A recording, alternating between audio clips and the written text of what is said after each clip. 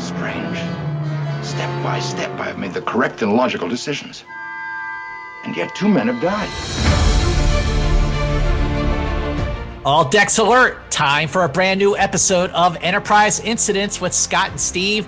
I'm Scott Mantz. And I'm Steve Morris. And I've been thinking about this episode, and I'm really, really excited to talk about it because I feel like not only is it a good episode, but there's so much here to teach us. There's so many lessons to be learned from the Galileo 7. There are a lot of lessons to be learned from the Galileo 7. And I have to say, after coming off an episode like The Conscience of the King, which was criticized for not having enough action, I think the follow-up episode, Galileo 7, certainly makes up for it.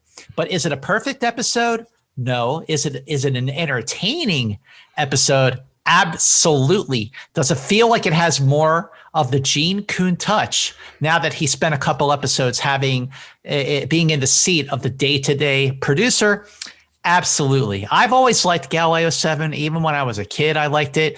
I like it now. I think there are things that I appreciate more about it now, especially after all the conversations that we've had about every episode we've done so far, which has been so amazing because episodes that I didn't really love all that much, like Muds, Women, and Miri, I love a whole lot more now. And I think that does also apply to the Galileo 7. How does that stand for you, especially after the reappraisal of all the episodes we've done so far on this show? Well, this is a weird one for me. You know, we've talked about some episodes that I thought were good, but they made me uncomfortable, like Miri, like Charlie X. This episode, dread isn't the right word, but there was always something about it, not that it wasn't good, that bothered me. And I finally put my finger on what it is, which is that while Captain Kirk was my hero, I think in a lot of ways I emulated Mr. Spock. Like I always wanted to be, I saw how emotions got in the way for people. I saw how people made bad decisions or rash decisions. And I was always like, when he says, you know, I want to be logical and I want, you know, these emotions are a problem. That's what I thought too. And so what I didn't like about this episode was this was an episode about watching someone fail. And I didn't like watching this philosophy that I, as a kid, was trying really hard to be a purely logical person. And that philosophy actually doesn't work. And it's taken me decades of reversals and struggles and challenges and deep, painful life lessons to totally change the way I think about emotions in your relationships, and in particular how emotions relate to leadership. And I think that this is a textbook on leadership in the Galileo 7, particularly on what not to do. Not to do. Yeah, for sure. Yeah. But you know what? I'm glad you brought up the word fail. You said that you feel like you were watching somebody fail. I want you to remember that word, especially the word failure, for when we get to the end of the episode, because there is something that I want to read to you and read to all the listeners of Enterprise Incidents about the word failure that ties back into what you just said at the top of this conversation. And I think also when it comes to the Galileo 7, I think it's a very entertaining episode. It's a pot boiler to the extent that the pace is brisk. It moves along. It has action. It has high drama. There's a lot going on in the Galileo 7. And also, I would say that when it comes to the busyness of the Enterprise and the busyness of a Starfleet crew, I don't think there is any episode that feels as busy as the Galileo 7. What I mean by that, Steve, is that you know, there are certain episodes where you're watching and it feels like, yeah, this is a ship with 428 people aboard. And then there are other episodes you watch, especially in the third season, where it feels just like Kirk, Spock, McCoy, and Scotty are the only ones on the Enterprise. But Galileo 7 there's so much going on the Enterprise and off the Enterprise. And yet there is this constant flow of motion, because you have so many crew members on the planet and you have so much going on the Enterprise that it actually feels like a busy starship with 428 people aboard. But before we get into like the details of the episode, I just want to say how happy we both are by the responses that we have been getting on Enterprise incidents. So we are now taping our 14th episode. And to this point, we have posted up to and including Balance of Terror. So we've gotten a lot of reactions on YouTube and a lot of reactions on our Apple iTunes page. And like, I'm just so happy that people get what we set out to do from the very beginning. And I just want to read a couple of reactions. Sub Commander T, that's this person's Twitter handle. I think it's very cool. Sub Commander Tao from the Enterprise incident, actually. Of course. So this person wrote, there are so many podcasts revisiting the original series, but this is a standout. Scott's enthusiasm and detailed knowledge of the history of Star Trek and Steve's directorial and psychological takes are a great combo. How awesome is that? That's really nice to hear. Thank you, Sub Commander Tao. Absolutely. And then Cole on Drums said, as a lifelong Star Trek TOS fan, this is the podcast I've always dreamed of listening to or creating. And I'm here to say that my dreaming days are over. Scott and Steve have created a series that's fueled by passion, backed by research, and supported by their own knowledge of the film and TV industry. And I think that sums it up perfectly because of all the things we bring to the table, not just as fans, but Steve, we are also professionals in the business, you know, very different professionals in the business. Yeah. And I think that's a big reason why, you know, this show is just so awesome. You know what, Scott? As much as I love hearing the enthusiasm of people listening to the show, it feels so great to know that we're connecting with people on this thing that you love. But there's nothing like Scott Mance's enthusiasm. So that makes me just as happy, too, to hear how excited you are. Well, I actually watched the Galileo 7 twice because I watched it last week. And then I just recently got back from visiting my family for the first time in 18 months. So on the plane, I had the Galileo 7 on my iPad. So I watched it again. And I actually took some more notes because, you know, I thought I had taken all the notes and said everything I want to say about it when I watched it, you know, last week. But when I watched it on the plane again, I stopped it. I took out my notebook and I wrote down some more notes because there is a lot to talk about with this episode. I know you've got stuff to say and I've got stuff to say, but before we say it, how about some breakdown to the making of this episode? Let's do it. Yeah. The writers are credited to Oliver Crawford and Shyman Winselberg, who's actually credited here once again as S. Bar David. S. Bar David was Shyman Winselberg's pen name when he wrote The Dagger of the Mind. The episode is directed by Robert Gist. I want to say it's Gist and not Gist, but if it is Gist, feel free to correct me if you're listening to this podcast. I think online you can find a GIF that explains that. Or is it a GIF? A GIF. There you go. So now, while the Galileo 7 was the 16th episode to air on January 5th, 1967, making it the first episode to air in 1967. It was actually the 14th episode to film. And it was done over a 7-day period, starting on September 22nd and culminating on September 30th. Now, Steve, as you can imagine from the looks of this episode, the Galileo 7 was a pretty expensive episode to produce. So the final cost of this episode is $232,690. And as I said before, the per episode budget was $193,500. So this episode went over budget by almost $40,000. Wow. I know, making the Galileo 7 one of the most expensive Star Trek original series episodes ever produced. So where they saved money was the score because all the music was tracked from previous episodes. Right. But the visual effects cost of this episode from Film Effects of Hollywood actually came to $20,655. And guess what? That does not include the cost, or I should say the fee, of the biggest guest star in this episode of all. And that guest star is the shuttlecraft itself.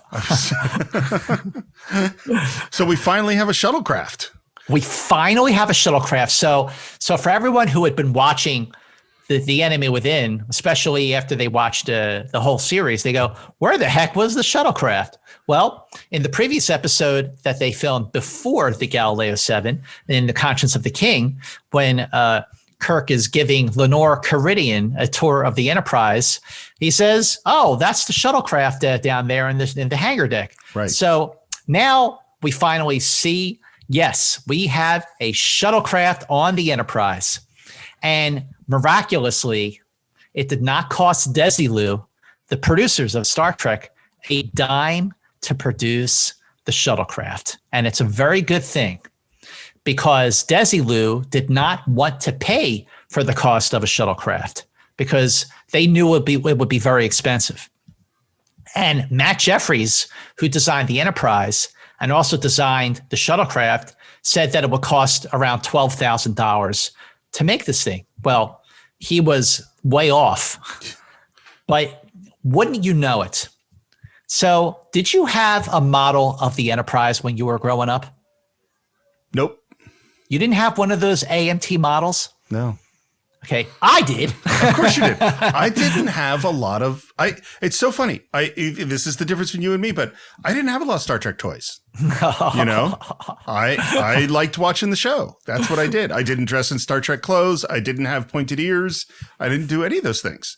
I just love watching the show. I loved watching the show. I have to confess, I made my own uniform. You know, I didn't go out and have like the perfect uniform that you just buy, you know, these days from a collectible shop. I made my own uniform, and I made a phaser out of Lego. And let's see what else. Oh, you know what else I did was I took a piece of tin foil and I cut it out in the shape of the insignia. And, you know, when I put it on my shirt, it looked just like, you know, the insignia that they wear on the uniforms.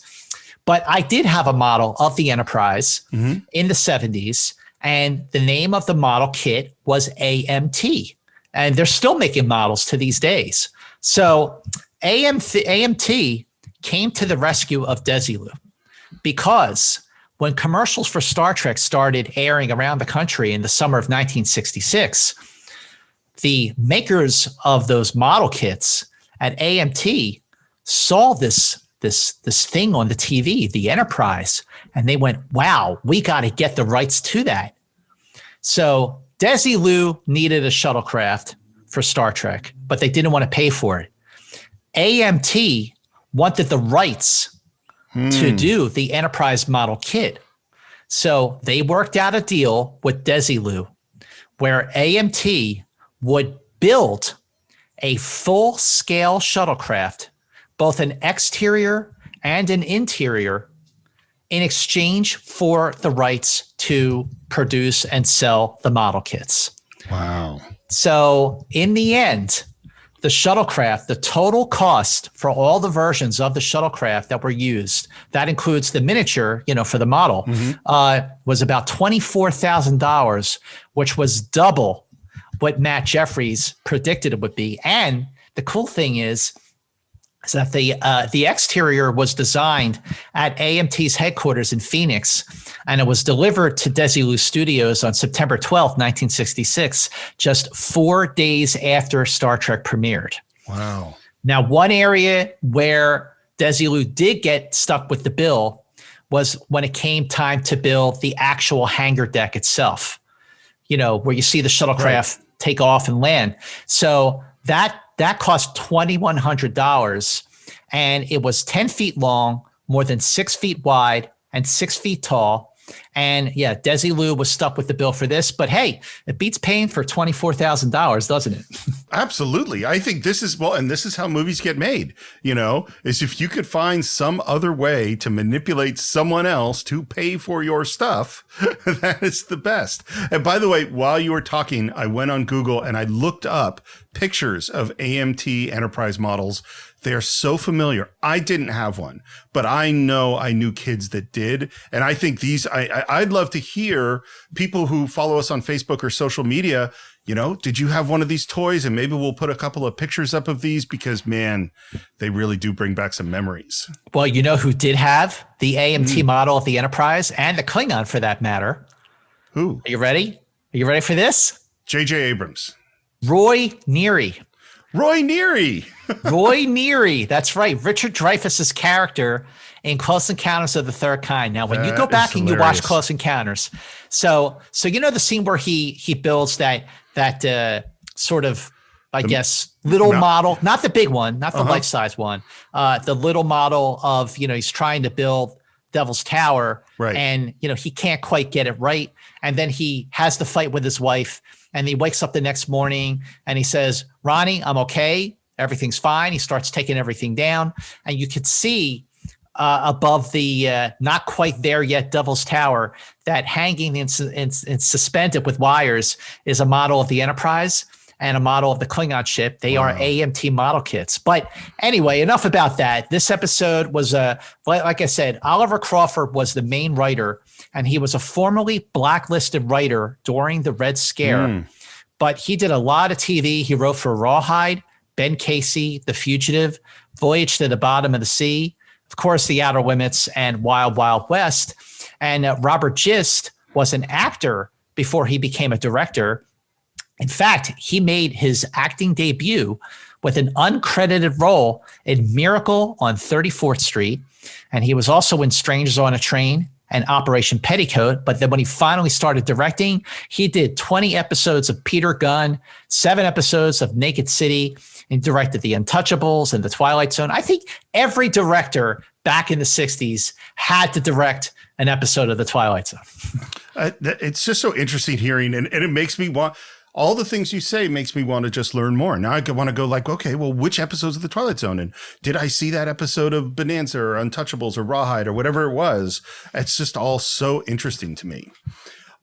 Would you like to know a little bit of what's going on in the world when they filmed this episode? I'm guessing a whole lot did happen during that week because it was the 60s. It's a really interesting week. So this, as you said, is September 22nd through September 30th, 1966. On the 24th, there's a guitar player on a flight to London. He'd been playing for years under the name of Jimmy James, and he's talking to his manager, and they agree it's time to launch a solo career and play under his real name, Jimi Hendrix. Oh, wow. On the same day, a 22-year-old horse exerciser in Pasadena fell and sustained very serious head injuries. And people that knew him said that after the accident, his personality completely changed. He became angry, paranoid, aggressive, resentful. And that man's name is Sirhan Sirhan. And 2 years later, he assassinated Robert F. Kennedy.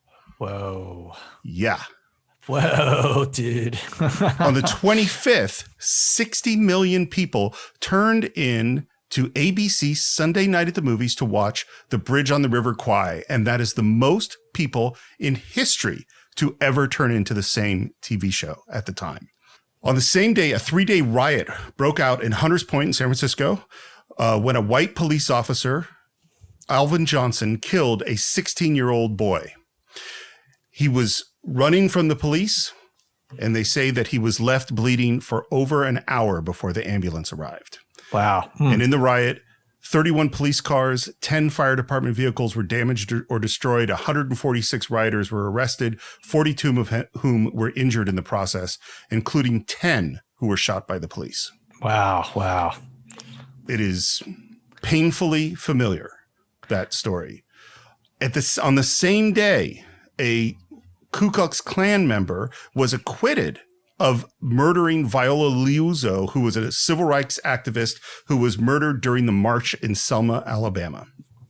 The 60s, like you could take any week, and every week that we've talked about since we started doing Enterprise incidents. I mean, I've said this before, it feels like the country, the world aged a century in just a decade.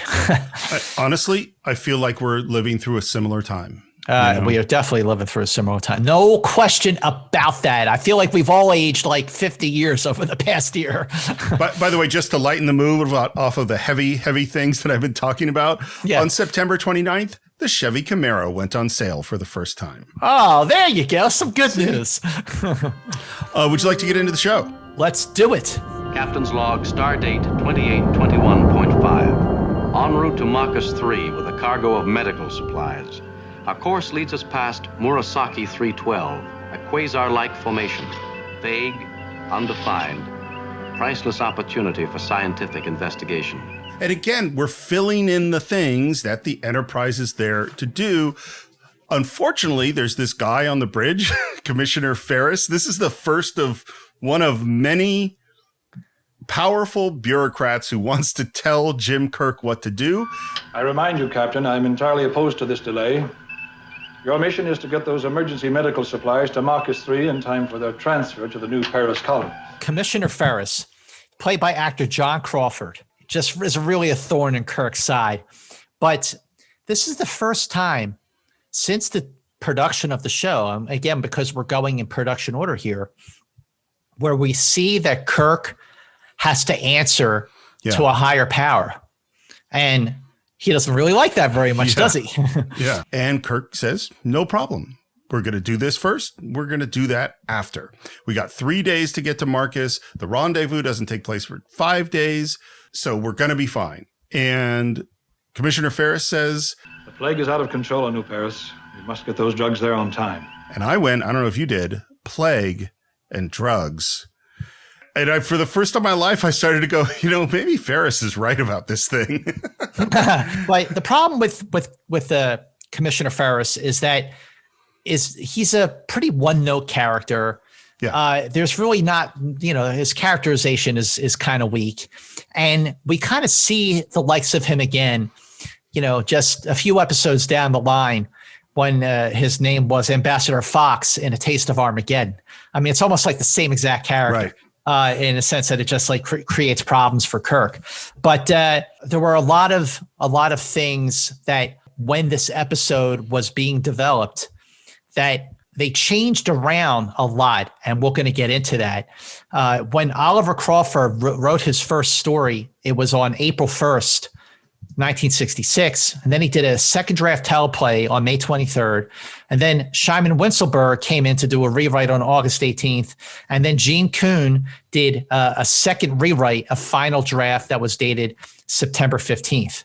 But the original idea here, if you can believe it, so you see Kirk on the bridge and Spock is going down with the crew on the shuttlecraft. Mm-hmm.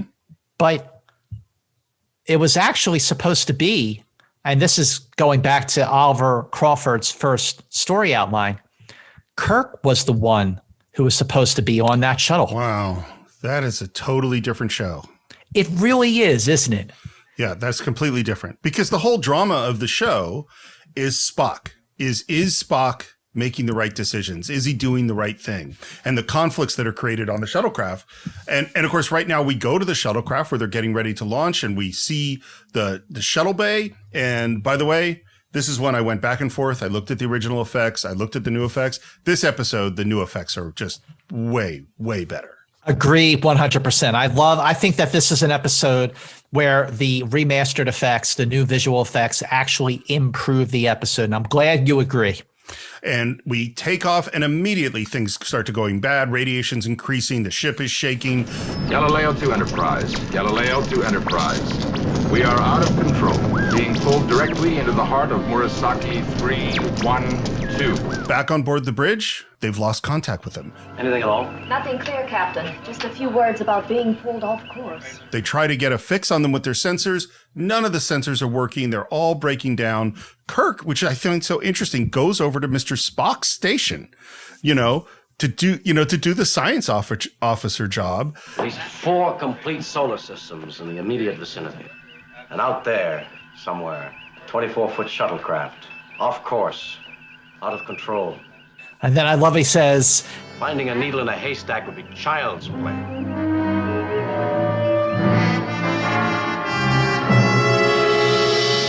And that's the end of the teaser. And after a couple of kind of weak teasers, like with the Conscience of the King and Miri, now this is a teaser. A lot happened in those 3 minutes, and it's really a great setup. And it's also we're now establishing that the shuttlecraft with the Galileo 7 is out there in the Murasaki effect somewhere. So the entire concept here was inspired by the 1939 movie Five Came Back. Oh. So in that film, a plane crashes in a South American jungle where headhunters live. And while the plane is being repaired, up to 12 crash survivors may have to be left behind. And the original thing about that is that this movie starred Lucille Ball in a serious role. And Lucille Ball is the Desilu studio executive who gave the thumbs up to move forward with a risky, groundbreaking television series called Star Trek. That is so crazy. And I just looked it up. It was written by Dalton Trumbo, which is another blacklisted writer. He wrote Five Came Back. We come back from the act, and now we set up what the basic conflict is going to be on the bridge. We want to search for the shuttlecraft, but none of our instruments are working. And Commissioner Ferris says, you got to go. We have 2 days to find them. 2 days? In all that? 2 days? What would you have me do? Turn around and leave them there? Kirk's response is intense and emotional, and they find one planet that is capable of supporting life, and they set course for Tarsus 2. So it was actually Gene Roddenberry. Of course, it was Gene Roddenberry's idea to switch and have Spock command the shuttlecraft instead of Kirk. So there were two motivations for this. One motivation was to have Kirk agonize over his decision to send the people out there. The other motivation, of course, is by the time this episode was being filmed on September 22nd, everyone started to get the impression that Spock was going to be a very, very popular character. Right. So they wanted to give Leonard Nimoy a chance to shine and be the center of attention for once. But it was actually supposed to be Kirk. And when I really think about what this episode would have been like if Kirk was in command, you're right when you point out that this would have been a very, very different episode, especially when the crew inside the shuttlecraft starts to turn on its commander, Spock. What's so interesting about it, because it makes perfect sense. You got this breakout character. He's getting tons of fan mail. Let's have an episode where he's really the central focus. But what is so bizarre about that is that in this particular case, this does not make Spock look good. Like you would think you would want to see them shine, but instead you're seeing Spock in a very complicated way with a very difficult situation where he is not excelling. And that's where we are right now. The shuttle has crash landed. Everyone's groggy. They're injured. McCoy is getting up, kind of checking around on everyone. And we hear for the first time from Lieutenant Boma, who I think is a great, great character. Now that's what I call a ride. And he has figured out what he thinks happened, which is something about the magnetic potential, pulled us off course. We gathered speed and it was multiplied geometrically. So we were shot into the center like a projectile. And I thought to myself as I'm listening to this is like, how many African-American characters on television at this time would be given such a really smart monologue, and also a character that is going to be so critical to the conflict of this episode? Okay, now not only are you correct to point out that Boma is a great character, but he was such a great character that they had him, they meaning the producers of Star Trek, obviously, and wanted Don Marshall to return as Boma as a recurring character. Don Marshall was in a lot of TV at the time, the Alfred Hitchcock Hour, Mission Impossible. And when he got the offer to come back to do Star Trek again, he had to turn it down because he had just signed a deal to do a new TV series called Land of the Giants. But Don Marshall was in a very, very crucial episode of The Lieutenant, which was produced by Gene Roddenberry. And the episode was called To Set It Right. It was a very racially charged episode that in some ways kind of derailed the show because it went too far. Roddenberry wanted to have a message on that show, Right. But it was not science fiction, so we couldn't use it as an allegory. And ironically, it was Nichelle Nichols who played Don Marshall's girlfriend in that episode. So I thought Don Marshall was great in that episode. But do I think that he was right to treat his commanding officer the way he does? Well, we're going to get into that in a bit. Well, that is an incredibly interesting question. And so, yes, I'm glad we're going to get into it. I want to point out, I believe that Spock makes bad leadership choices from the very beginning. In fact, the more I think about this episode, the more critical I am of everything he does. And one of the first things he does is both when Scotty, looking at the equipment, says, "What a mess," and later on when McCoy is checking the atmosphere of the planet and says, Breathable if you're not running in competition. both of those things, Spock shuts down. He tells Scotty picturesque descriptions will not repair broken circuits, and he tells McCoy just the facts, doctor. What he is doing is creating an atmosphere that is not comfortable for the people that are working under him. Correct. And this is the thing I want to point out, is what Spock doesn't understand in this episode is that the emotional state of the people working for you, of the crew, is an asset or a liability in your project. And he repeatedly and over again doesn't understand where people are emotionally, and he doesn't do the right thing to keep them on board. And you can contrast that in this episode, which I'll do, with every single thing Captain Kirk does on the bridge. Well, at the same time, all of the bad decisions that Spock makes in this episode, it's all accentuated by the demeanor that everyone on the shuttle, the way they act to Spock. So like they're not like, so they don't appreciate that Spock's basically being insensitive. And it's not fair to Spock to have subordinates talk to him and treat him the way that they're treating him. And this is where you go. Would they have done that to Captain Kirk? Would they talk back to Captain Kirk? And clearly, so Spock spends this whole episode, he is leading by logic. He is leaning into his Vulcan side, trying to assess the situation and trying to make the right decisions based on logic. It isn't until his desperate act of emotion, a human emotion, that he does what he needs to do to save the crew. But we are definitely getting ahead of ourselves with that part of the conversation.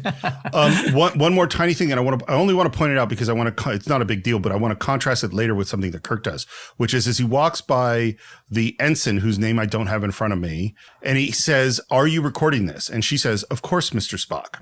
Oh, that's Yeoman Mayers, okay, played by Phyllis Douglas. And Yeoman Mayers, if you haven't already figured out, in the earlier versions of this screenplay, that was Yeoman Rand. Of course it was. And of course, by this point that she was written out of the show, unfortunately.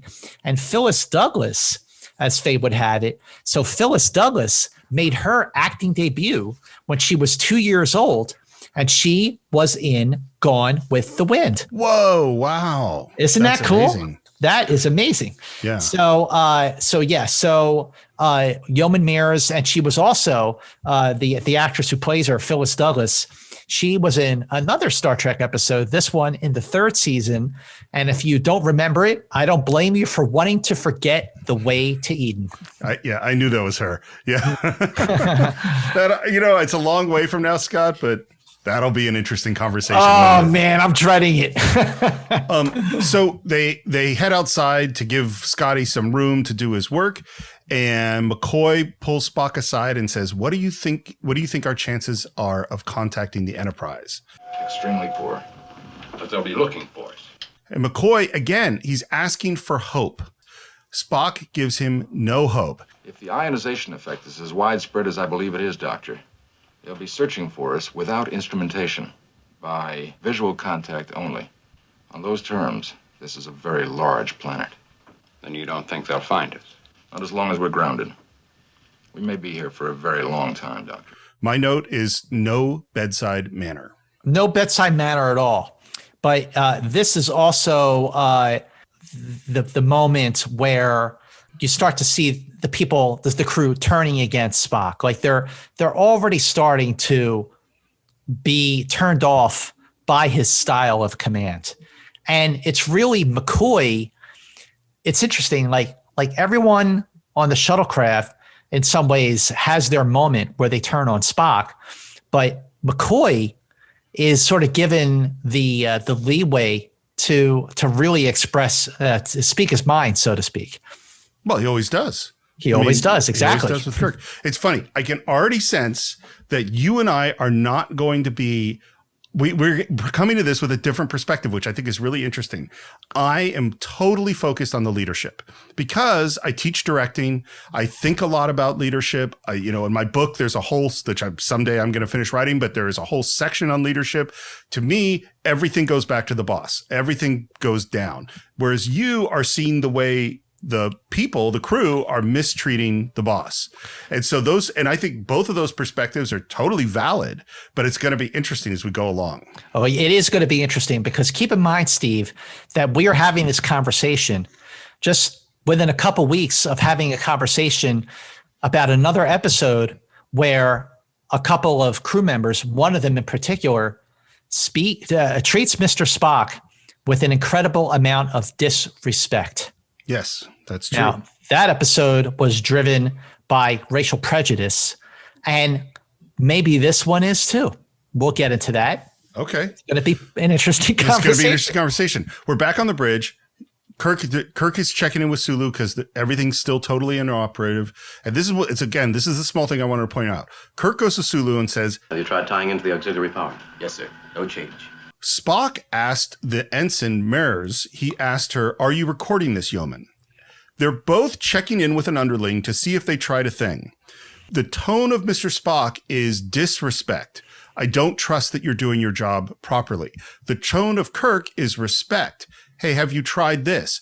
Knowing Sulu's great at his job. And of course, Sulu has tried this. This is a totally small thing, but this is how I'm going to point out so many things where Kirk keeps his crew focused in the right direction and Spock does not. They're little, but there are a lot of them. I know where you're going with that, but keep going. They've sent out the Columbus shuttlecraft. And out comes, of course, Commissioner Ferris, who over and over and over again throughout the entire episode is continuing to push Kirk on the time. We have until 28:23.8 to continue the search, Commissioner. You don't really think you'll have any luck, do you? This parallels the conversation with McCoy because, again, they're talking about the odds. And Ferris says, you don't really think you'll have any luck, do you? And Kirk's response, rather than to say, no, we don't have much of a chance, the odds are we're never going to find them, which is what Spock says, he says, Look, these people are my friends and my shipmates. I intend to continue the ship's search for them until the last possible moment. Kirk knows the odds. He knows there's almost no chance. But he's not saying that just to Ferris. He's saying that to every single person on the bridge because Kirk is a guy you're going to follow because you know he is going to fight to make this thing happen for everything he's got. And also for Kirk to say that these people are my friends, that's actually a turning point for the entire series. You don't realize it, but that is the moment when the Gene Kuhn touch really made itself clear on Star Trek that Captain Kirk is referring to his crew, to his shipmates as his friends. I never thought about that line, these people are my friends, until you said it, but I think that is such a key element of Star Trek that you're right, has not really been there in this sense because as we get to later Star Trek and definitely the movies, this is a family. That's part of what Star Trek is. Absolutely. Absolutely. That's one of the things that I loved about Star Trek always is that it felt like a family. And I think that this, in terms of the production order that we're really analyzing these episodes, this is really the first time that we've seen Kirk refer to his crew as his family. But when this episode was being developed, Roddenberry was still like the day-to-day producer. It was before he stepped away and gave himself a break and had Gene Kuhn come on and do all that stuff. But one of the many good suggestions that Roddenberry had was to have Commissioner Ferris really lean into Captain Kirk and give him a hard time and really like apply more pressure on him. Sure. Like every time he steps on the bridge, he's like a time clock. You have 4 hours, you have 3 hours. And it's like, at one point Kirk even says, if you keep your nose off my bridge, right, I'd be grateful. I think it's funny because this sounds like a thing Roddenberry's done a lot, because it's the same in The Enemy Within, where he adds the guys on the planet, is that Roddenberry seems to have a real instinct for how to turn up the tension. And I think that's amazing. We're back down on the planet, and this scene is critical. It's Spock and McCoy says, Well, I can't say much for the circumstances, but at least it's your big chance. My big chance. For what, Doctor? Command. did he know what McCoy was talking about when he asked the question? No, I think he did. I think he totally knew that McCoy was talking about command. I thought that Spock, he just seems like annoyed and he just like walks away. Like he doesn't want to even engage McCoy on that level because he's just thinking like, maybe he's thinking this is my first command. And I got, 6 other people here that I have to save and I don't know how to do it. See, it's so funny because I really think, again, we don't know. This is me reading into what I think is going on in Spock's head. He has this line that he says, I realize that command does have its fascinations, even under circumstances such as these. But I neither enjoy the idea of command, nor am I frightened of it. It simply exists. And I will do whatever logically needs to be done. When I was a kid, I totally believed him. I went, yes, of course. Now, and particularly after doing this show with you, one of the things we talked about over and over again is Spock does have emotions. He's a person controlling his emotions. I think this is a big deal for Spock. I think he is stressed out about it. I think he's putting a facade forward that I'm totally logical and going to make every decision logically. But I think, and this is me inventing stuff, but I think Spock has always questioned. Not that he doesn't think Jim Kirk is a great leader and a great commander, but I think in his brain, he's gone, well, could I do this better? Would it have been better if we had made my purely logical decisions that he has pushed for throughout the series up to this point? And now is a chance to find out if that's true. See, I don't think that that's the case here. Yeah. I don't think that he thinks at any point that he could have done the captaincy better than James Kirk.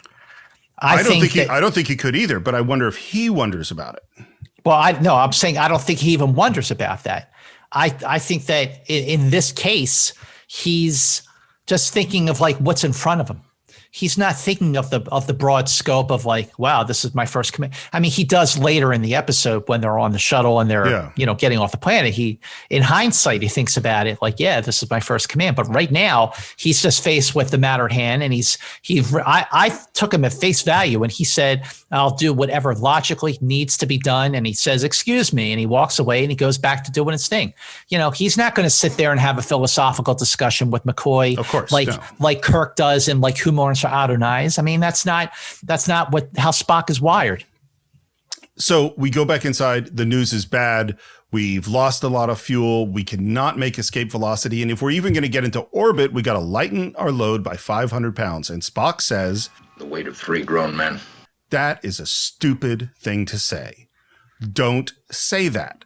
You could know it, but there's no reason to say it. Or the equivalent weight in equipment. Dr. McCoy, with very few exceptions, will use virtually every piece of equipment aboard this craft in attaining orbit. There's very little excess weight, except among the passengers. Again, this is a not emotionally sensitive way to speak about basically leaving 3 people to die. And the reaction shot that Boma gives to Spock is like, are you effing kidding me? Yes. Like you're actually going to consider leaving 3 people behind? You mean 3 of us must stay behind? Unless the situation changes radically, yes. He puts Spock to task right away. And who's to choose? As commanding officer, the choice will be mine. You wouldn't be interested in drawing lots. Now, here's the thing, Steve. This moment right now, the biggest decision that Spock is going to have to make, possibly in his entire career as a Starfleet officer, is leaving 3 people behind. The way this episode plays out as it progresses, it lets Spock off the hook. So you have this big dramatic moment, but it doesn't have a payoff because the circumstances change where Spock he's let off the hook and does not have to make that decision. And I think that while that's fortunate for him, because he doesn't have to make that decision. In terms of the drama and the buildup and the establishment of the stakes of this episode, there is no payoff to that setup for the rest of the episode. I never thought about that. Of course, you're absolutely right. There is a setup that we never get an answer to. I think there are two things about it. One, again, I would contrast this with how Kirk would handle it. Kirk would handle it by saying, I guarantee you we're not done yet. That's right. That's what Kirk would do. That's what Kirk would do, because Kirk inspires confidence. Spock is not inspiring confidence. And then this next moment is really interesting because Boma's like, well, are we going to draw lots? How are we going to do this? And Spock goes, well, I think I'm better qualified to make this decision than random chance. Now, I firmly believe that if he did have to make the decision, he would be one of the people left behind.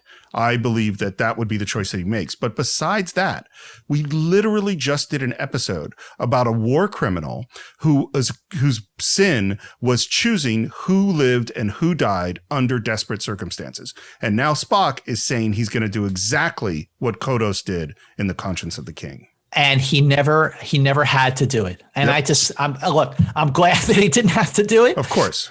But at the same time, I mean, the prospect that you as a commander have to make a decision to leave someone behind, that should have played out, and it never did. Well, the only thing about it where I'd say is that it's a really weird episode because this is an episode about failure. It is about the fact that Spock thinks he can control certain circumstances, and in fact, he cannot.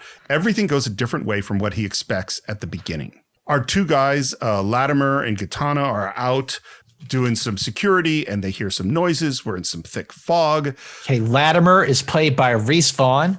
Gaetano is played by Peter Marco. And suddenly we see a spear, and we see a huge creature in sort of skins who throws a spear, and Latimer goes down screaming.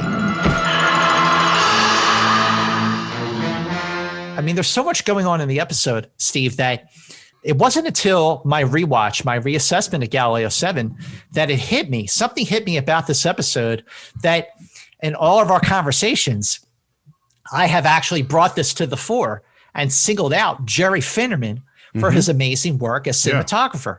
And this is another great episode that is shot so beautifully. And I love that the way with the mist and the fog is nice. Yeah. The fog and the mist and the sound that you hear of the natives of the planet, which are basically giant apes. You were supposed to see the face of the giant ape, but NBC would not allow the face of the giant ape to be seen. But you still saw the rest of him, and that the rest of him was played by his name is Robert Big Buck Maffei, and he was 7 feet 1 inch tall. So I will say, I think these creatures are, I'm going to say, the worst thing we've seen in Star Trek so far.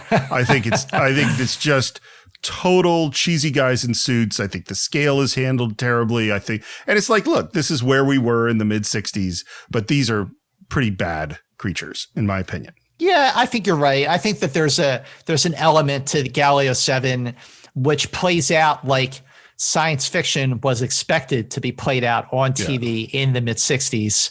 And it doesn't rise to the level, it doesn't rise to the standards that Star Trek had been setting in other episodes. I mean, there's a bit of the setting of Galileo 7 with the apes that kind of takes it into Lost in Space territory. Yeah, totally. You know, but you know what? It still works as an entertaining episode. And like I said, I call it a pop boiler because it moves along and it's got a lot of action, a lot of tension, a lot of suspense, and it brisk pacing.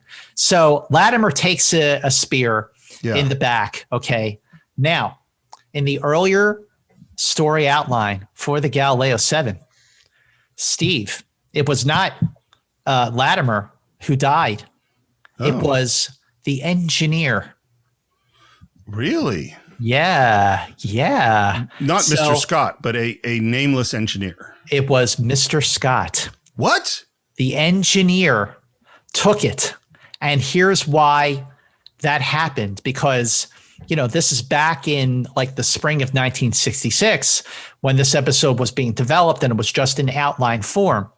So Gene Roddenberry thought that the engineer should be killed, leaving it to Captain Kirk to fix the shuttlecraft. And that back then, Kirk like I was said, Kirk was the one who was still in command of the shuttle.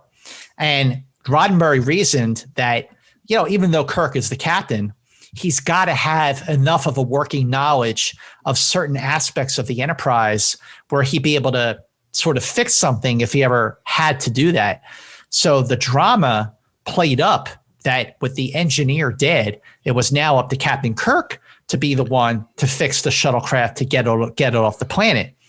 But Gene Roddenberry, at that point, he was not sold on having Scotty. He was not sold on having James Doohan be a Star Trek regular. Right. And it was actually Bob Justman who fought for Doohan and for Scotty.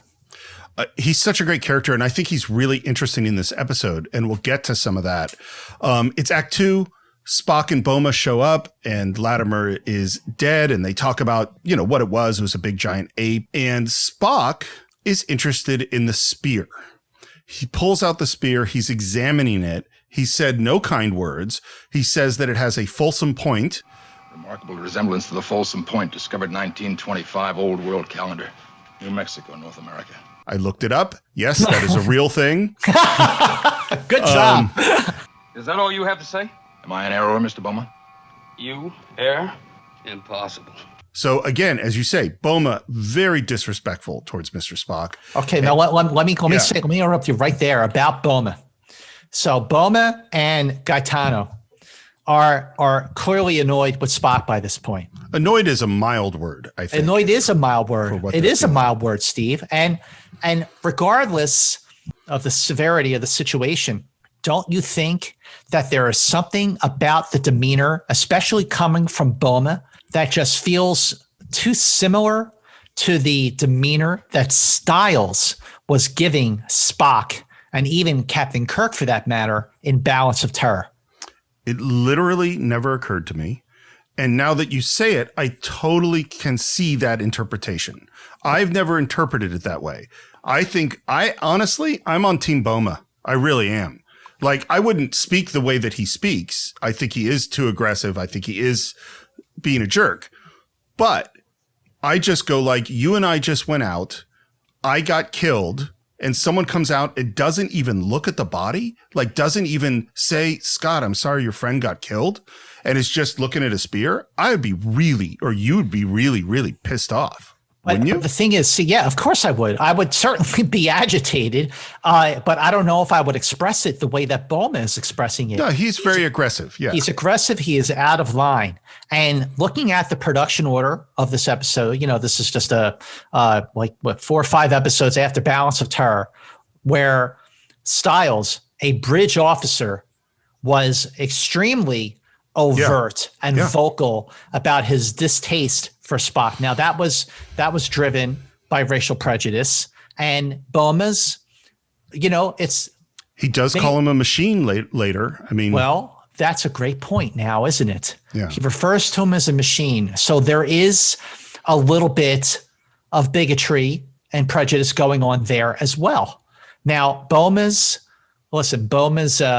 his motive is his own survival. So it's a little different, but there is still something to be said about the way that Boma treats Spock in this episode and the way that Styles treats Spock in Balance of Terror. And after what was established in Balance of Terror, and Kirk is saying, leave any bigotry in your quarters, there's no room for it on the bridge, that Spock would let anyone talk to him like the way Styles spoke to him in Balance of Terror. And now here you have Boma and Gaetano, and soon Mears and Scotty and McCoy, like all turning on him. Like everyone under Spock's command turns on him. And I get, of course, the emotions are running high, and Spock is keeping his emotion in check.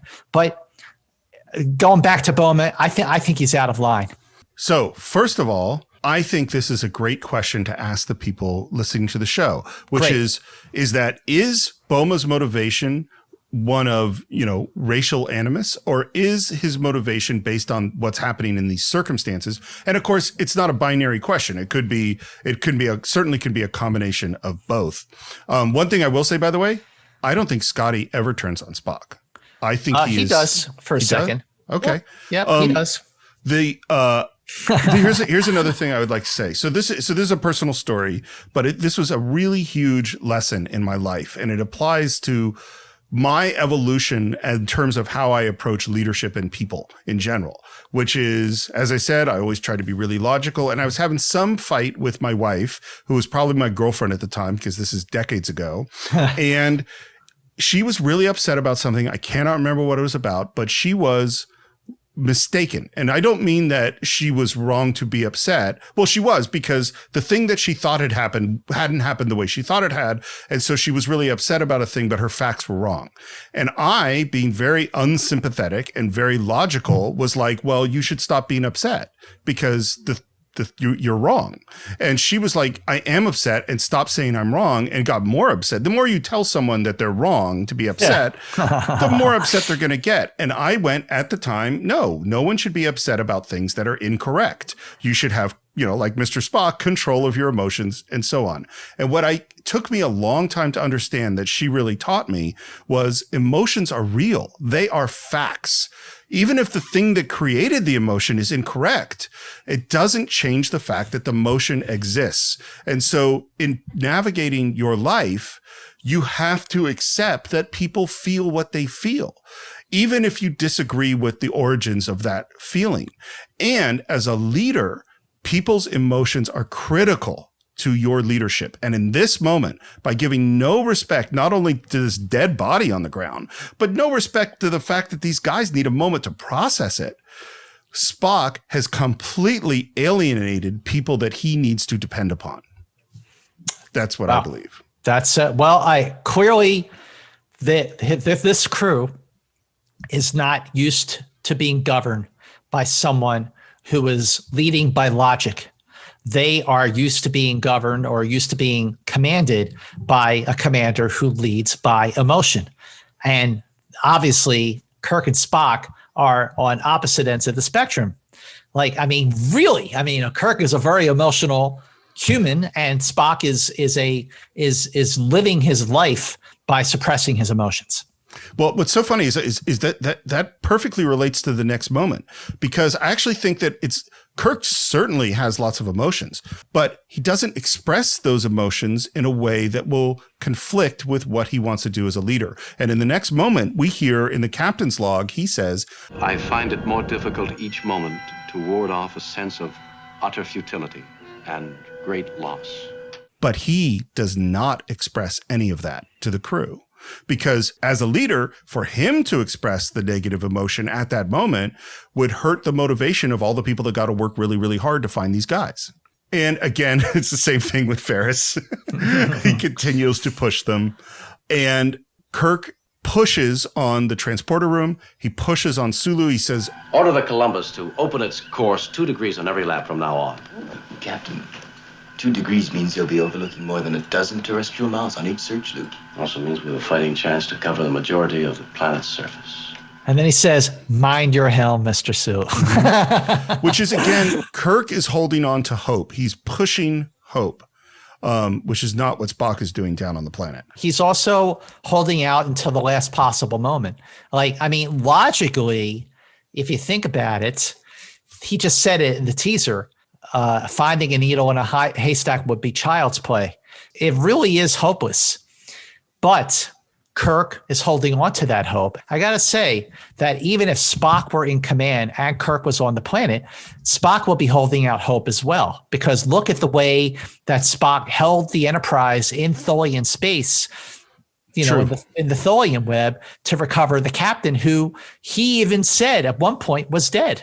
But it's funny because now I'm thinking of in terms of continuity, which they weren't thinking of at the time. But I go to that. Well, that is a Mr. Spock who's been through the Galileo 7. That's a good point. Because we're back on the planet now, and the crew has gotten rid of another 50 pounds and are going, we could probably get 100 pounds more. And rather than Spock saying, great job. Keep up the good work. He says, which would still leave us at least 150 pounds overweight. in other words, he reminds them of this idea of leaving a person behind. Again, stop. Spock. I'm so frustrated with him in this episode watching it this time. Yeah, that's not something that you want to hear when you're trying to get off of a planet. What's so funny. I'll say just one more thing about this. No, I won't. I'm going to say lots more things about this as we go along. But one of my rules of leadership is what I call need to know, which is basically never express negative things unless they have positive results. Okay. So so for instance, if I thought our last recording, you were terrible. I don't think that. I've never thought that. But let's say I did. Oh man, Scott was really off in the last recording. I would not tell you that because there's no positive result that would come from it. If I thought, oh, I can give Scott a piece of information that will help him, then I would tell you that because then we'd have a positive result. Is that there's no reason, and because people, and I see it because I teach directing all the time, directors have a lot of them have a desire to just say stuff. They got to talk a lot. And it's like, no, shut up. Unless there's a purpose in you saying that, don't say it. There's no reason.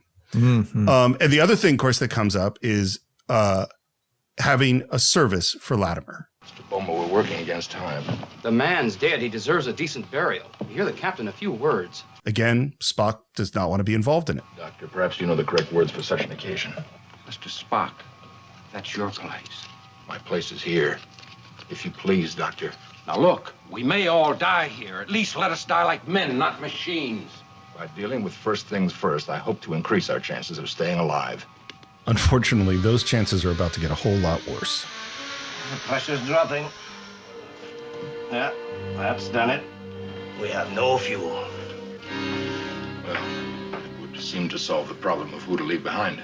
Now, Steve, up to this point, you've been saying a lot how Spock is focusing on the negative, and yes. he's basically presenting an air of hopelessness. But after the Galileo loses all its pressure and loses all of its fuel, yes, and Scotty, the miracle worker, says that's if we have no fuel. Spock says, consider the alternatives. And then Scotty is kind of laughingly frustrated and we have no fuel. What alternatives are there? Mr. Scott, there are always alternatives. Which made me think of the line from The Wrath of Khan, yes, where Spock says there are always possibilities. Yes. So there's a bit of an unintentional sort of connection there between a young Spock experiencing his first command in the Galileo 7 and the older, wiser Spock in The Wrath of Khan. I'm so glad you brought that up because I think that is Spock's one of his two best leadership moments. Mm-hmm. I think that is a fantastic moment. We're outside. We start to hear sounds because it seems like whatever those creatures are moving in closer. And they debate whether this is a ritual or a tribal culture. And Spock, based on nothing other than the fulsome point of the spear, says, Not a tribal culture. Their artifacts are too primitive. More likely a loose association of some sort. And our guys are going, let's hit them hard, give them a bloody nose, and they'll think twice about attacking us. And there's complete. Boma agrees, Kitano agrees, and Spock's response is, I'm frequently appalled by the low regard you Earthmen have for life. And we're practical about it. And again, their consensus is hit them hard before they hit us.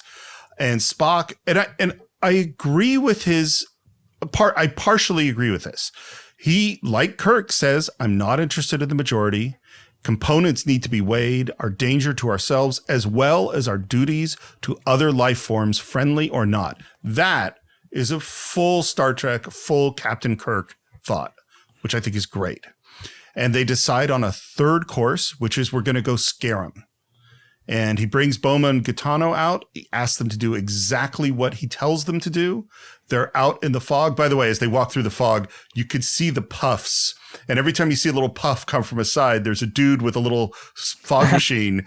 Psh, psh. But at the same time, you know what? I think that this is an episode where, not by their choice, they are exploring a strange new world. Yeah. Totally. And I felt like even though this was on stage 10, where they shot all the Planet stuff at the Desilu Studios, which soon became Paramount about a year later, they did a very effective job of creating not just the look of an alien world, but the sound and the vibe of an alien world.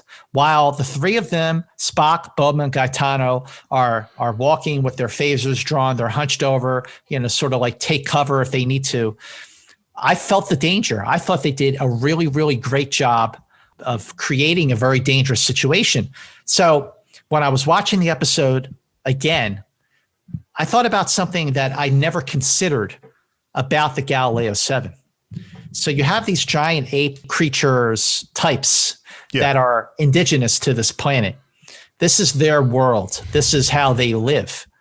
And then you have these outsiders come in with all their might and their technology and their power with their phasers.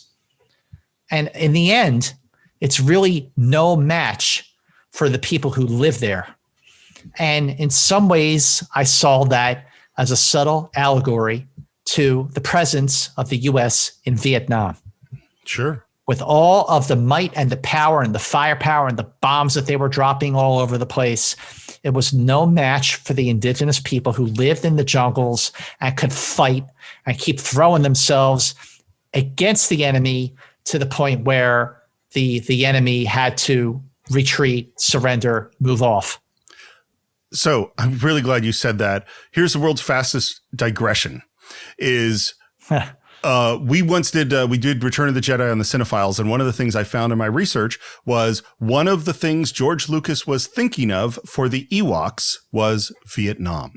Is exactly what you just said. He said the primitive, non-technological people, if they unite together, can defeat the highly technological people. And the one interesting thing about this is, do you know what one of the first movies George Lucas was supposed to direct for Francis Ford Coppola and American Zoetrope? I sure do. It was Apocalypse Now. Right. George and Lucas that is why Harrison Ford's character is named Lucas. Yep. Can you imagine the George Lucas directed Apocalypse Now? Oh, man, Apocalypse Now is one of my top 5 favorite movies of all time. I know you guys did it on the Cinephiles. I would love to have done that one with you because that's one of my all-time faves. It's an incredible film. So Galileo 7 is the Apocalypse Now of Star Trek. It totally is with Mr. Spock in the Martin Sheen character. Right, totally. Never get off the shuttlecraft, Scott. Never get off the shuttlecraft. And so they fire thinking they're going to scare them off. I'm watching this going, don't they have a stun setting? But apparently we're going to conveniently forget about the stun setting in this case. Think twice before bothering us again. I still say we should have killed him. It was not necessary. Fear will do for us what needs to be done.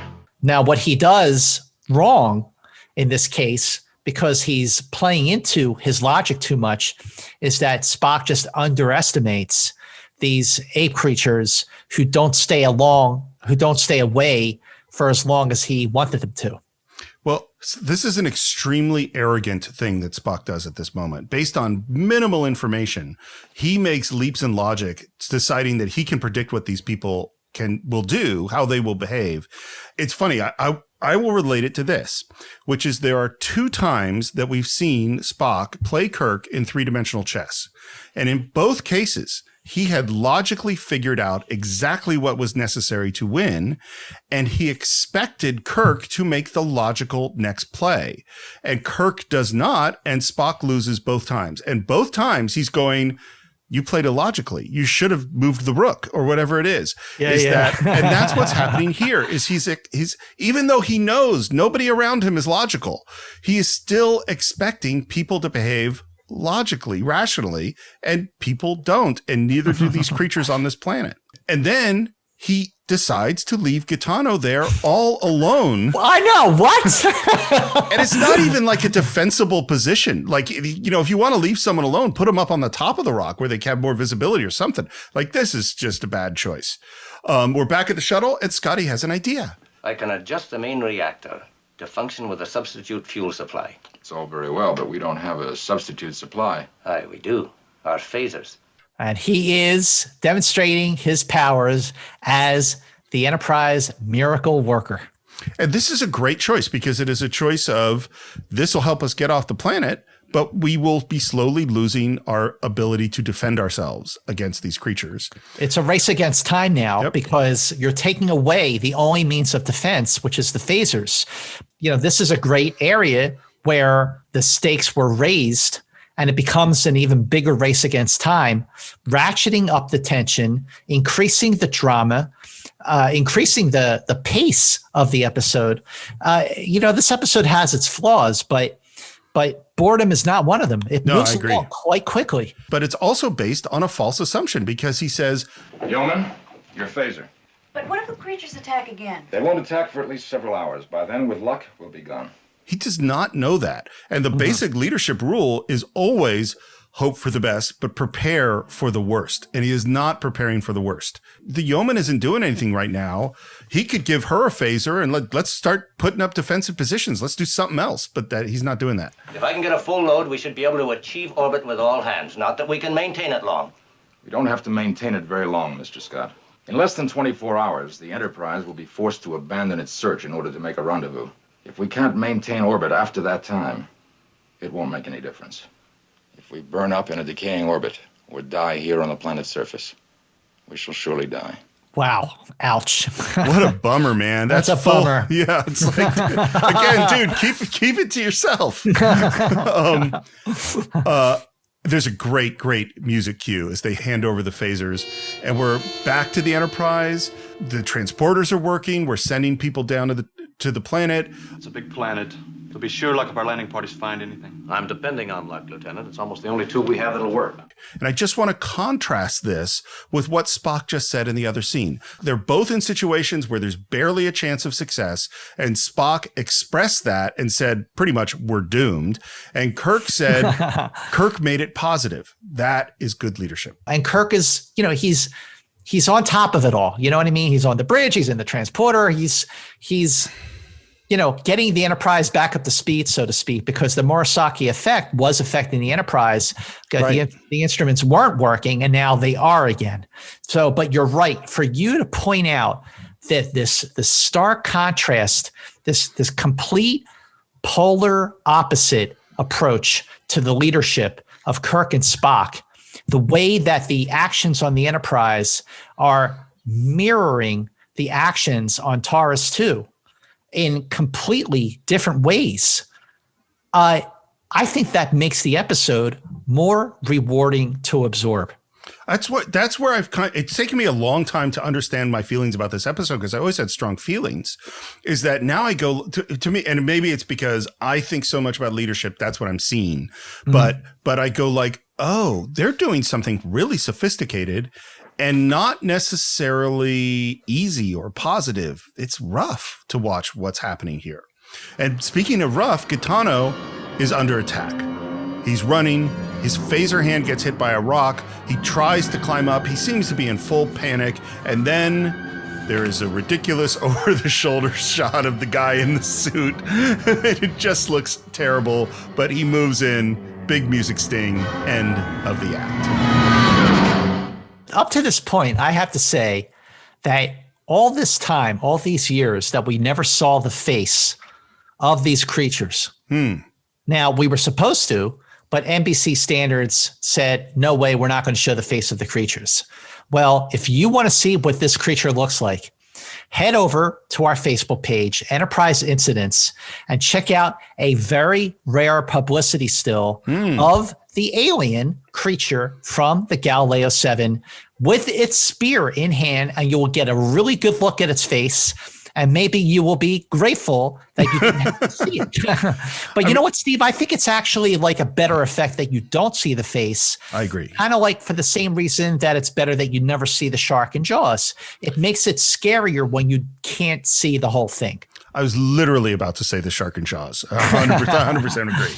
It's Act 3. We see a giant footprint. The scale of these creatures is all over the place. Yeah. Sometimes they're ridiculously huge. Sometimes they're just like big humans. Gaetano is missing. Spock, without saying anything else, just takes Gaetano's phaser and hands it to give to Scott for conversion. And everyone, again, it's like, no, take a moment to mourn for this dude. And Spock says, and give this to Mr. Spock in the event I don't return, and hands over his own phaser. Just where are you going? I have a certain scientific curiosity about what's become of Mr. Gaetano. Return to the ship, please. Scott, this is my question. Is it curiosity? What else would it be? Guilt? Desire to save Gaetano's life? Well, if he was going out to save Gaetano's life, would it be illogical for him to go out without a means of defending himself? Well, not if he had already determined that he was the one who was going to be left behind. But we don't know that yet. No, well, we never know that. I'm just speculating. And I also think that if he goes out with the phaser and he gets killed, then the whole shuttlecraft never gets off the planet. So if he goes off without the phaser and he gets killed, the shuttlecraft can leave. That's my thinking about it. But the other thing, so there's two things. One thing for me is I think Spock has more emotions than he lets on. Of course he does. And so I think at this point, two guys probably dying on his first command, he's feeling pretty bad at this moment. Okay. That's the first thought. The second thought, again, it's leadership. Don't say curiosity.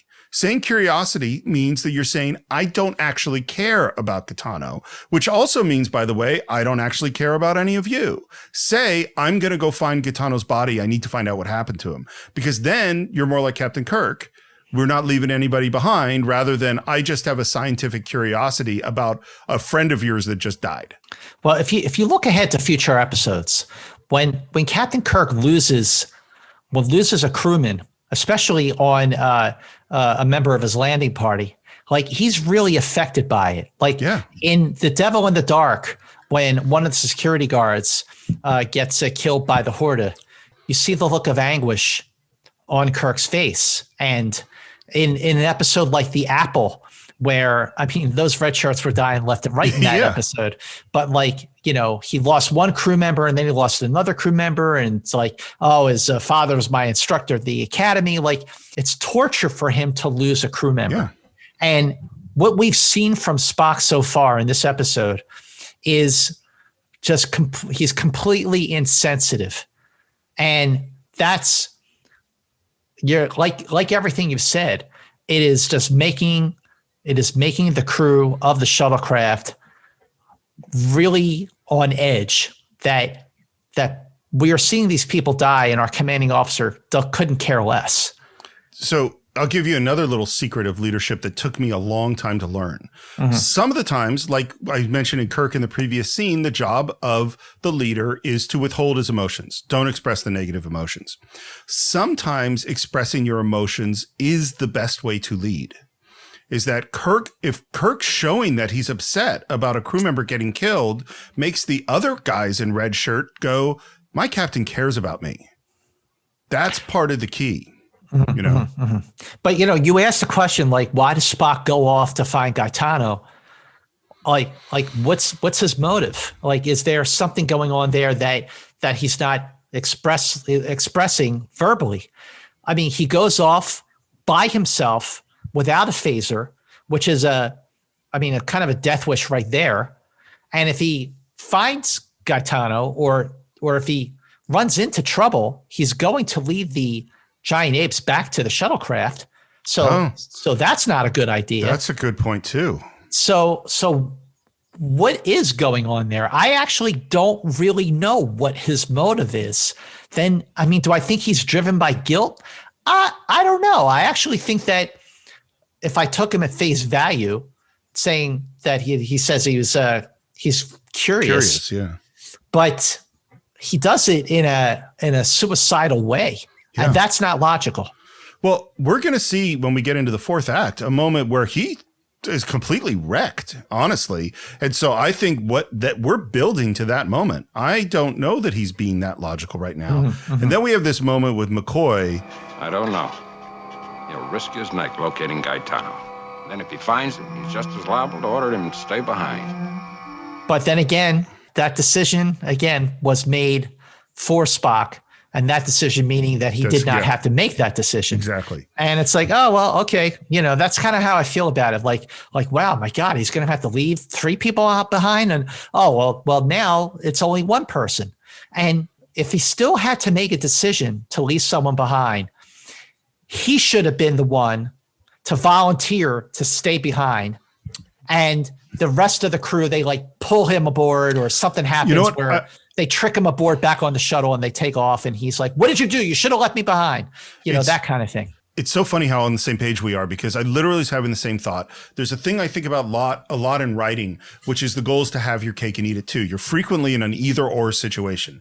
Either Spock has to make the choice about who to leave behind or he doesn't. And I think there was a way to do exactly what you just said, that he says, no, I'm going to be left behind. And they argue with him. And then you kill Gaetano. You know what I mean? Right. Then so you get to see him make the choice, but then it ends up that that's not how it goes. Yeah. He finds Gaetano's body, picks him up a fireman's carry. By the way, there's a moment where a spear bounces off one of the rocks and you could totally see its foam, and it kind of hits Gaetano's hand, which looks like it hurts. And it's exactly what you described. He basically leads them all back to the shuttlecraft. They get him inside. Scotty's still working. Spock is clearly shook up.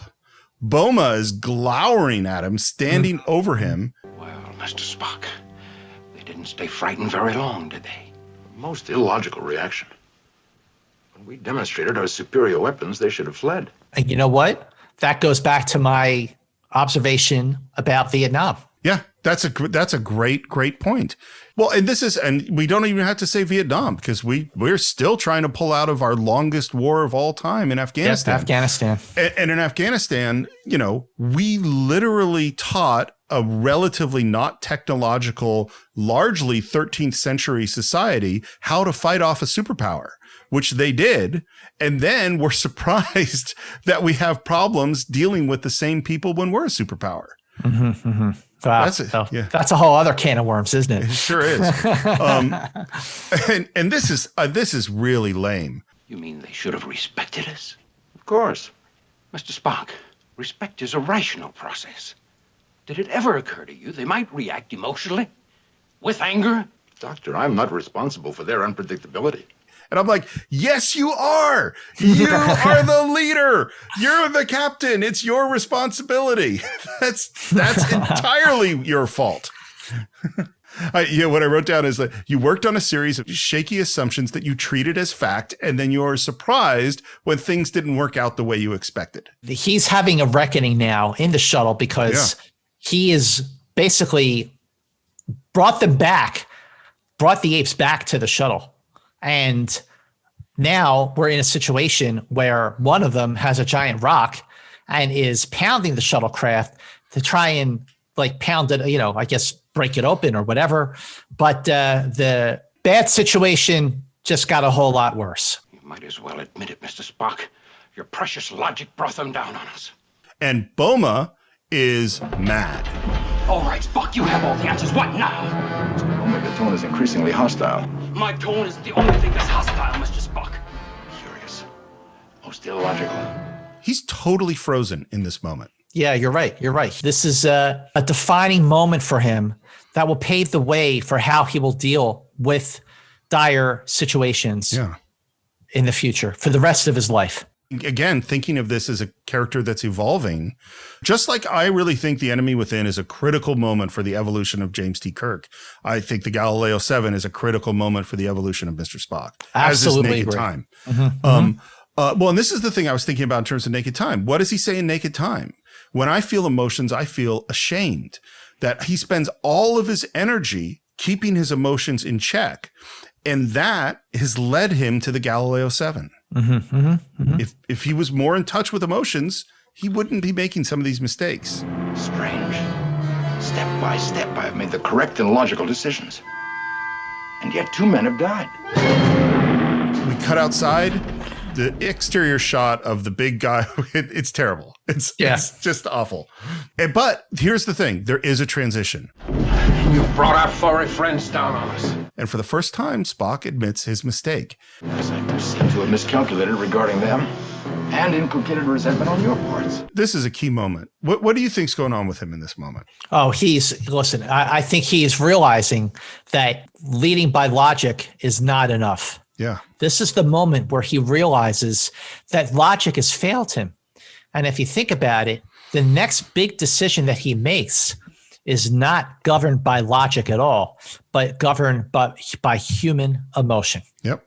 Back on the Enterprise, hey, instruments are coming back. Ferris gives him another time. We got 2 hours and 43 minutes. What do you intend to do? I intend to continue the search, foot by foot, inch by candlelight if necessary, until the last possible moment. Listen, this is why I would follow James T. Kirk into an active volcano. Exactly. This is the kind of person that I would want my captain to be. And this was why, like you talked about how you wanted to be Kirk, but you empathize more with Spock.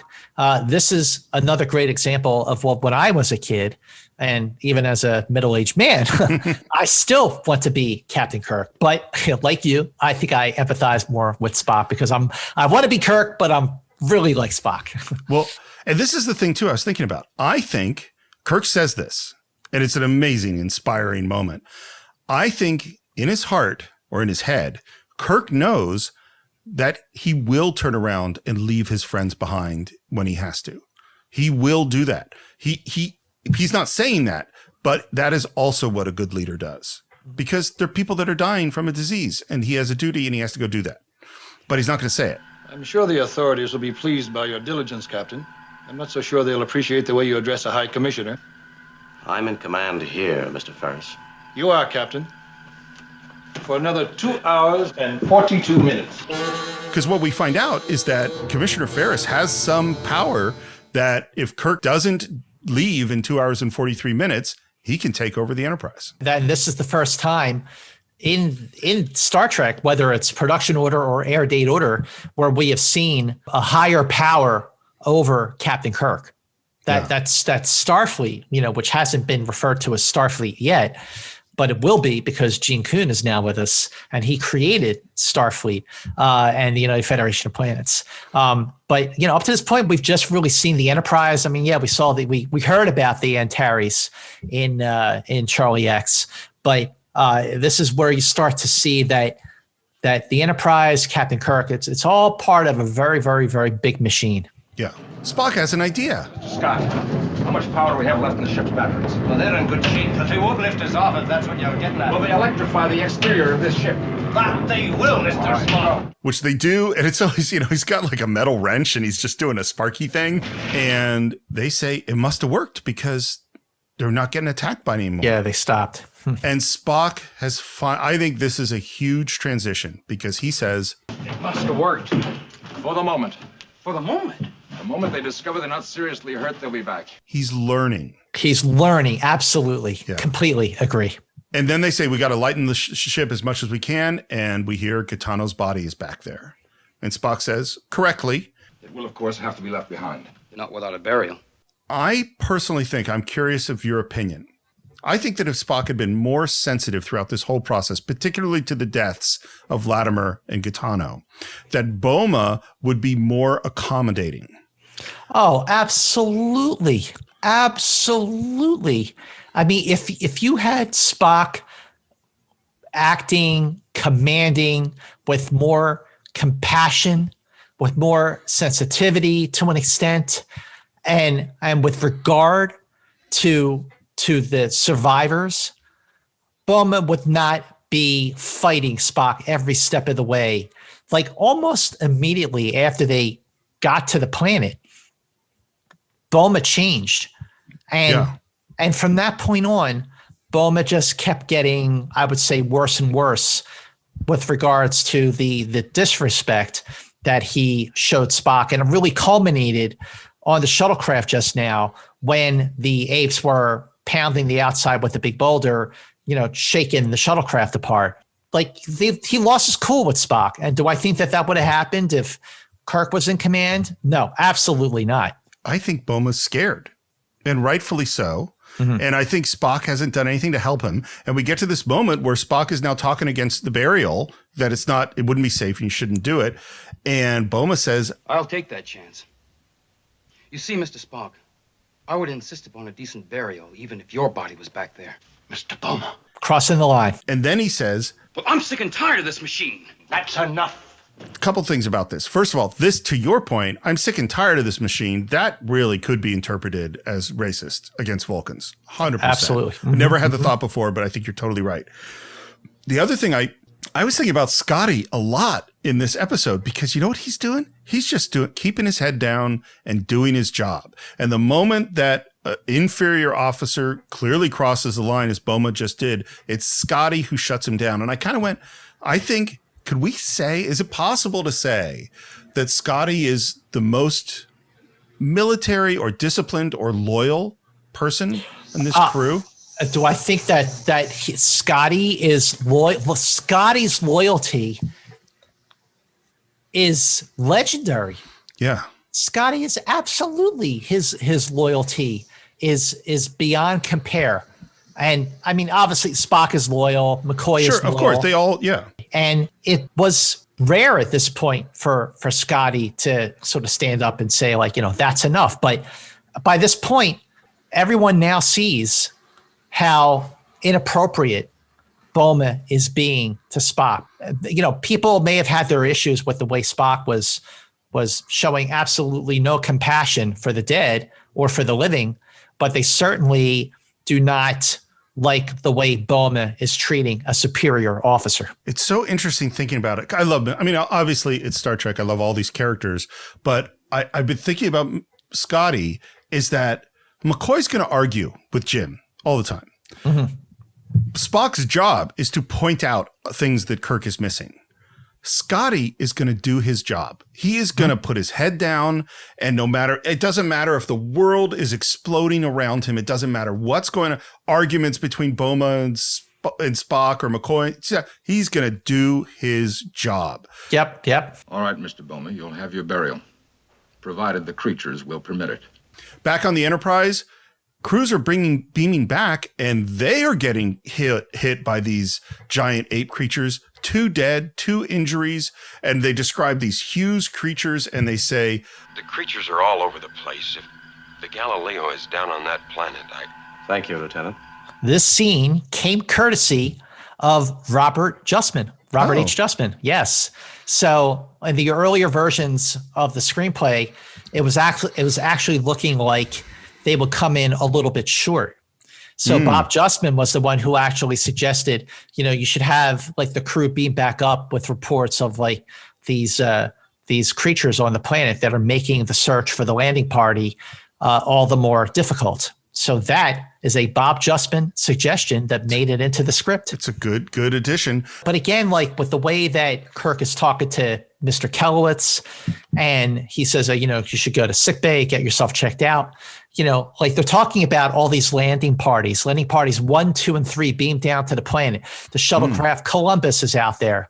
Like the Enterprise is like, it's hustling and bustling. It's busy. There's a lot of moving parts. Everybody on the ship is doing their part to try and find the Galileo. And I don't think there was ever another episode in the original series where the Enterprise just felt like it had so many moving parts. And I was never able to appreciate that until I watched it with this reassessment. I think that's a really, really great point. And of course, Ferris is there and says, time's up. But they're still out there. So are the plague victims on New Paris. The fact that you and I are living in a pandemic right now, I never cared about the plague victims, you know, because I just cared about the guys that I like that are down on the planet. And now I'm going, man, if there were 7 people missing and that was stopping millions of doses of the vaccine from getting to India, which is in deep trouble right now, I'm on Team Ferris, you know? Yep. That's a great point. And the other question, so here's a question I have. Ferris says, we got to go. And Kirk says, I still have 2 search parties out. Did he have them out on purpose to get more time? No, they were still out there. I mean, they were. Do I think that he pushed them further so that he would have to buy more time? Yes, possibly. I think that is fully Kirk style. Yep, it's him being a little trick. And so, you know, we're going to beam the parties up, but the Columbus is far away. It's going to take a while to get back to us. 23 minutes. Yep. Act 4. Back on the surface, we're going to be ready to go in 8 minutes. And Spock says, okay, We lift off in 10 minutes. That's long enough to bury Mr. Gitano. Now, anyone who's ever buried a body could tell you that 10 minutes is not, in fact, enough time to bury a body, but these are important things you might learn by listening to Enterprise incidents. And Spock, again, I think this is him learning. He says, I'll assist you. Whereas before, he didn't want to have anything to do with Latimer's funeral service. And now he's like, I'm going to go help. Right. He's showing, I think that's a really good point, Steve, because like Spock had that epiphany on the shuttlecraft that everything he's done has been poor judgment, that he's been governing the situation by logic and logic has failed him. And he's, like you said, he's growing. And this is another area of Spock's growth. Whereas before, when Boma sticks his head in, we're ready for the services for Latimer. And Spock was like annoyed. He says, basically saying like, can't you see I'm busy? Whereas now Spock is saying, I will join you. Yep. So Spock is growing. And that is a great point, Steve. Back on the Enterprise, the Columbus is returning and Kirk's got to go. So he says, Sulu, proceed on course for Marcus 3 at space normal speed. Now, whatever space normal speed actually is. Space normal speed. Those are my orders. It obviously sounds very slow. And that's great writing because all of it, it's the same note I have. I don't know what that is. And we all know what it means. Yeah, totally. And they're going to, so Kirk is following his orders. He's leaving the planet, but he's doing it in the slowest possible way. And he has Sulu reverse all the sensors to focus back on the planet so they could still do something to keep searching even from a distance. By candlelight, if necessary. And back on the planet during the funeral, they are attacked. Spock throws a spear back and then he gets trapped against the mountain by a rock. And he says, No, go back! Lift off! Go back! And of course, McCoy and Boma come and get him out. And they free him, and he goes, okay, go. And they get in the shuttle, and Spock argues, I told you to lift off. Don't be a fool, Mr. Spock. We couldn't leave you out there. This is exactly where they could have had all the drama about leaving someone behind pay off. Yes, I agree. They're ready to lift off. Spock is pinned by a very fake-looking boulder. And, I know it's really, really bad. But, suspension of disbelief, you just got to go with it. So at that moment, there could have been some interaction, some drama where Spock is like, I will stay behind, take off. He's making the executive decision, which we would have all known and suspected all along that he would have been the one to stay behind. And that they run out and grab him and pull him on the shuttle and take him off. And now you have Spock saying, I told you to lift off. I think that's a great point. I think that would have made this show stronger. I'll tell you the other thing I thought. This moment of them going back, risking themselves and everybody else to save Spock is exactly what Spock did in Balance of Terror. In Balance of Terror, there's this guy who has said nothing but terrible things about him that Spock has every right to dislike, whose life he risks himself to save, and that is what they do to save Spock in this moment. Great point. That's a great point. But then, so they get out. The thing that he doesn't say is, hey, thanks. Right. You could have said thank you. And they're taken off and they're not moving. Because they're being held down. Man, these are some strong creatures. And he goes to use the boosters, and Scotty argues for a moment. What are you doing? Our boosters. We'll never be able to hold orbit. Would you rather stay here? No, Mr. Spock. I love the moment where Scotty agrees and they switch places for whatever reason. Yeah, he goes, no, Mr. Spock. Yeah, which is great. The yeoman drops into a very strange position, kneeling on the ground. It's just, I can totally see the director going, this is going to look really good in my frame. But it's just a very odd thing. And yes, they managed to take off.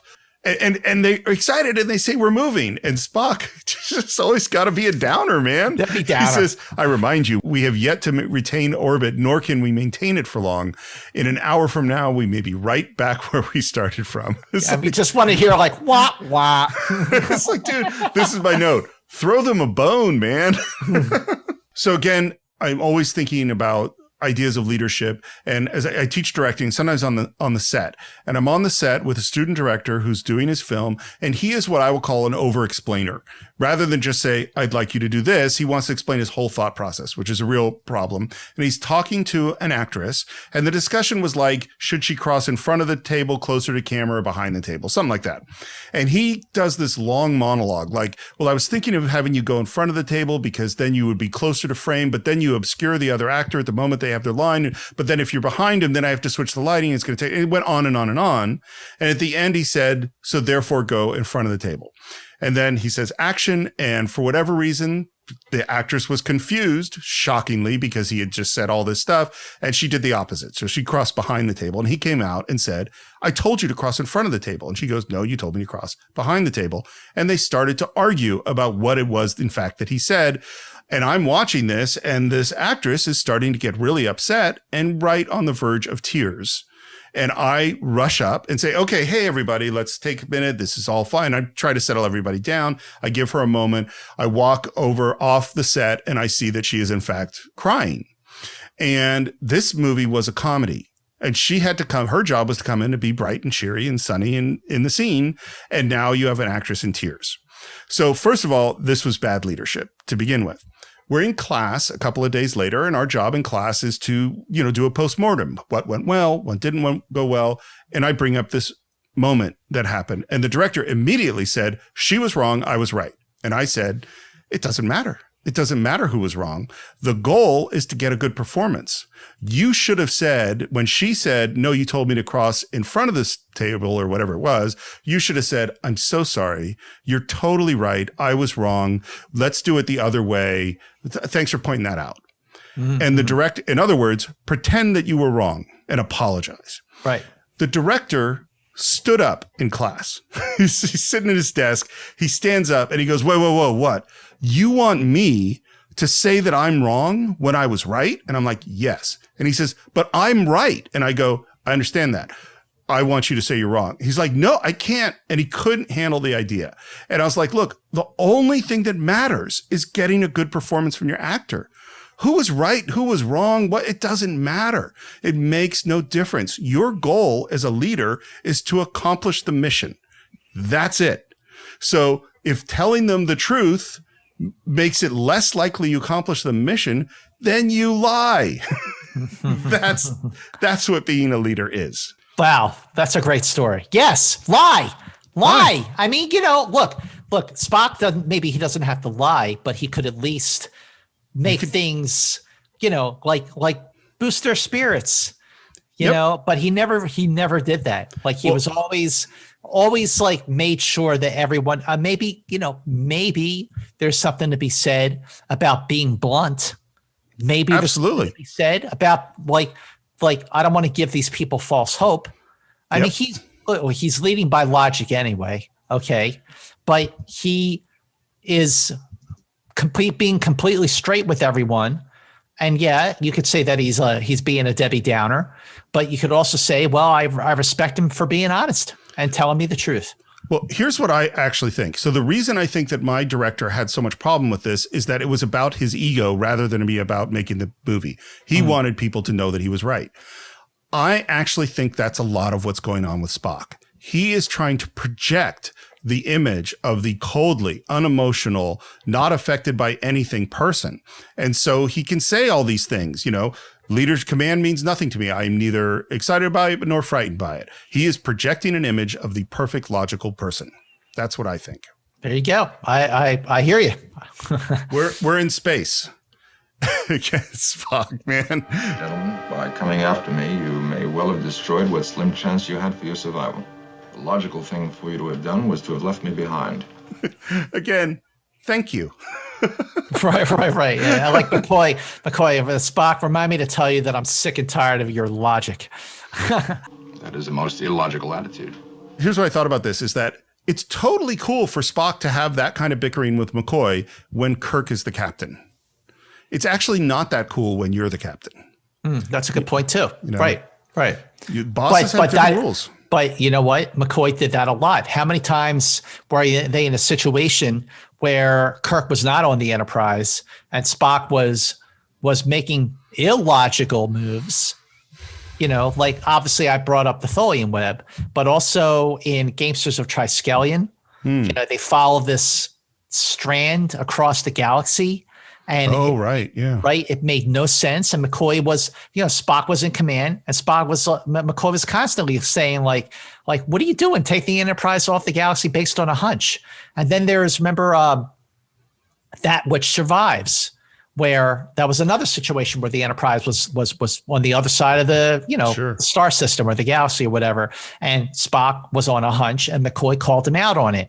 And this episode, actually, Steve, is a turning point where Spock absolutely embraced the human side of command and made illogical decisions, because it was in this episode where logic failed him constantly, repeatedly, and he learned from it, because the next move that he makes is driven by desperation, which is a human emotion. But from this point forward, when Spock is in command, whether it's of a landing party or of the Enterprise, because Kirk is elsewhere, he is driven. He won't admit it. I mean, he'll never admit it, but he is driven by emotion because he is making decisions that are not logical. You know when he does admit it? Is at the very, very end. Because in Star Trek VI, he says, logic is the beginning of wisdom. There you go. That's right. That's a good point. I think that is the end of the journey that starts with Galileo 7, or even back in Naked Time, is, and certainly through Star Trek, the motion picture, which is where he tries to finally get rid of all emotion and then realizes through the interaction with V'ger that was the wrong choice. Yep, that's a good point. And that gets us finally, through Wrath of Khan, where certainly he's become a much wiser person, and definitely by Star Trek VI. Unfortunately, because we tapped our boosters, we can't have a soft landing. We're going to burn up. Mr. Spock, you said a while ago that there were always alternatives.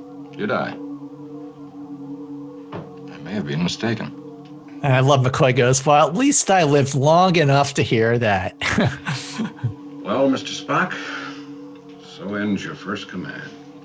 Now he says that, and Spock, his response, the way he says his next line. Yes.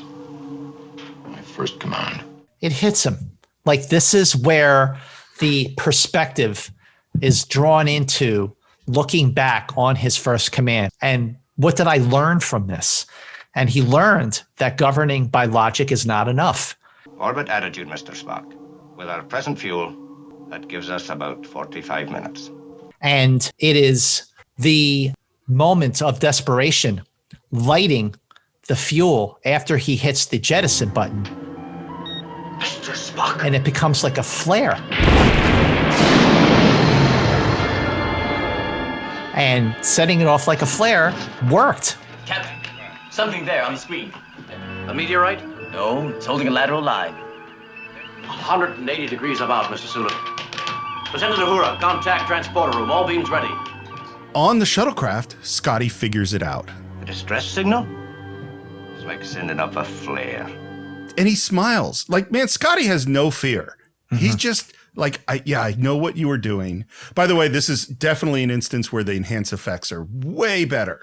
This is really interesting. If you look at the old effects, the shuttlecraft stuff is pretty weak. And McCoy says, as we find out that the orbit is decaying, and basically they got seconds rather than minutes. Maybe the last action you'll ever take, Mr. Spock. It's all you. Totally illogical. There was no chance. And McCoy says, that's exactly what I mean. Yeah. And by the way, in terms of the shuttlecraft, when you do watch the original version, all of the filming of the shuttlecraft model that was done for this episode was the only filming that was done of the shuttlecraft for the entire original series. All of the shots that you see of the shuttlecraft in like the Menagerie, in Metamorphosis, in Let That Be Your Last Battlefield, all of those shots were done for the Galileo 7. They never shot any more footage of the shuttlecraft model ever again after this episode. Wow. That is amazing. Back on the Enterprise, they're trying to lock onto something with the transporters. And then we hear, whatever it was, Captain, it just burned up in the atmosphere. And Kirk reacts to what he believes is the death of his friends. And then Uhura says, Captain, transporter room just beamed up 5 persons. Alive and well. Watch Shatner. His performance, so good. He's so great because when he's first told that whatever it was, it just burned up, he sits back on his chair and he kind of, slumps down a little bit. And then when he gets that notice from Uhura that 5 are alive and well. By the way, 5 are alive, not 7. So at this point, Kirk doesn't know who those 5 are. That's a great point. It's quite possible that those 5 could not include Spock and McCoy. Yeah. But he hears 5 alive and well, and that's enough for him to sit back up, take it in, and there's a moment of relief, a moment of gratitude, a moment of thankfulness. Mr. Sulu, proceed on course to Marcus 3. Ahead, warp factor 1. Aye, sir. Which I go like, warp 1? Could we go like warp 5 and then we would have had more time to search? Go ahead, kick it up to warp 8 if you want. Yeah. We're in our final scene on the bridge. I think that this scene is totally funny. I mean, it's really funny. And I think its tone is totally wrong. The joke is Kirk goes up to Spock to ask for an explanation of this totally irrational, emotional act, this act of desperation, as you said. Now, desperation is a highly emotional state of mind. How does your well-known logic explain that? I examined the problem from all angles, and it was plainly hopeless. Logic informed me that, under the circumstances, the only possible action would have to be one of desperation. Logical decision, logically arrived at. And you know what? He's right. That's what I think, actually. I think he is right. You're not going to admit that for the first time in your life, you committed a purely human, emotional act? No, sir. Mr. Spock, you're a stubborn man. Yes, sir. It's funny. Everybody on the bridge cracks up. It feels like it's a little bit too forced, but you go with it. And this is also, by the way, Steve, this is also another signature moment in the arrival of Gene Kuhn as the producer, the day-to-day producer of Star Trek, because so often that he would end his episodes with a moment of levity, especially on the bridge between Kirk and Spock and McCoy. But this moment, while they're calling Spock out for making a purely human, irrational decision. But you know what? In the end, Steve, Spock made a logical decision. That's what I think, yeah. And logic, in the end, you could say that logic had failed him and that he had to take a human reaction, an emotional reaction to save the crew. But in the end, what Spock did was a logical move, and logic saved him and served him after all. See, what I think is just we need to expand the way we think of logic. What Spock has done up to this point is gone, all that's important is logic. I will ignore all emotion. And that to me is like, I'm going to ignore all the cars on the freeway. It's like, no, there are cars on the freeway. People have emotions. Emotions are a fact. And to ignore a fact is, in fact, not logical. Like that is the way that is where I've evolved to from the little 11-year-old kid who wanted to control all of his emotions to now going like, no, emotions are real. The reason I think it's the wrong tone is McCoy should be way more pissed. He shouldn't think this is funny. The 2 guys died. This was a really serious, heavy situation. And so it's like, but that's very typical of Star Trek, of this last final, make a joke at the end. And I do think, man, Spock saying, yes, sir, is very funny. It's a funny beat. And also Shatner, the way his delivery is a hint of his comic timing that we would see evolve, certainly in his later career with Denny Crane. But, Shatner's comic timing and his abilities as a comedic actor were on full display in some classic episodes of Star Trek, like Trouble with Tribbles and Piece of the Action and I Mud and Tomorrow Was Yesterday. But, this is a moment where his timing serves him well. And Shatner, as usual, crushes it, knocks it out of the park. Well, and that is the end of the Galileo 7. We made it off the planet, Scott. Well, thank God logic saved us after all. And I want to take you, Steve, back to the beginning to a word that you used a couple of times, which is fail or failure. Mm-hmm. Because in the end, failure is how Leonard Nimoy saw his performance in this episode. Really? And I quote, when looking back on the Galileo 7, this is what Leonard Nimoy said. He said, I really appreciated the loss of Kirk, the Kirk character, for me to play against and to comment on. The Bill Shatner Kirk performance was the energetic driving force, and Spock could kind of slipstream along. Being put into the position of being the driving force was very tough for me, and I perceived it as a failure. Wow. That's from Leonard Nimoy. He said he thought his performance as Spock in this episode was a failure because he didn't have Kirk, the emotion, the energetic performance of Shatner to bounce off of and react to. Whereas I see this episode as a success because of the way it explored the Spock character and because of the way Spock evolved throughout this episode.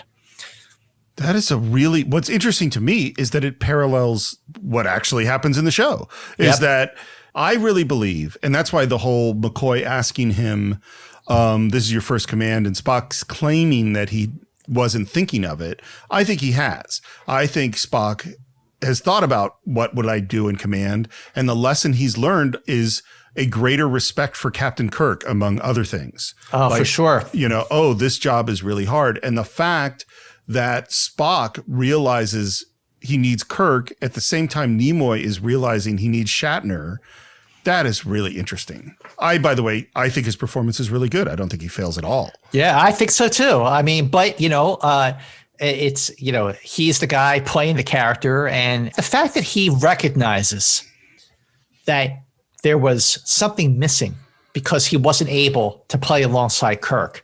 And in other interviews that I've seen Nimoy give or read other interviews that he's given, he talked about the chemistry between him and Shatner as being such a driving force when talking about when he was acting alongside Jeffrey Hunter as Captain Pike. Because Captain Pike, Jeffrey Hunter, did not have the kind of buoyancy and the enthusiasm and the passion that Shatner had, and that he could really react to that. I think that's just a really interesting statement.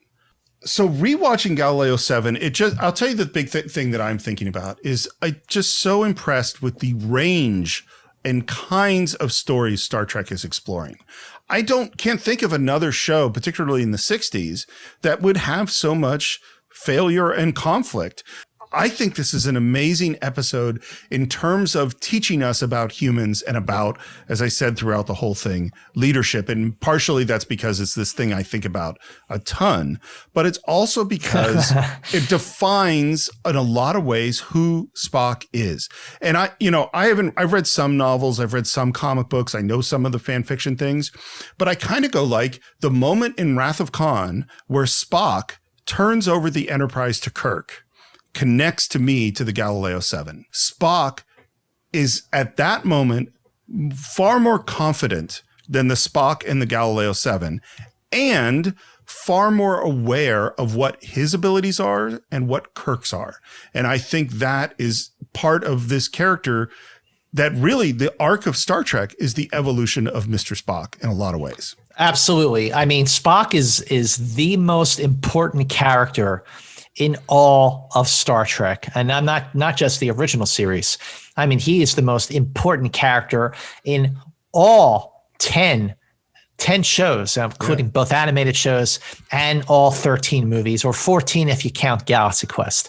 And, when you look at the evolution of Spock from the really, I would say, insecure, raw Spock in command of the Galileo in this episode, to look at the way Spock is in Star Trek VI, The Undiscovered Country, when he's in command of the Enterprise and they are trying to determine the whole thing about what, who fired on the Klingon ship and all that stuff, and, getting to save Kirk and McCoy from Rura Penthe.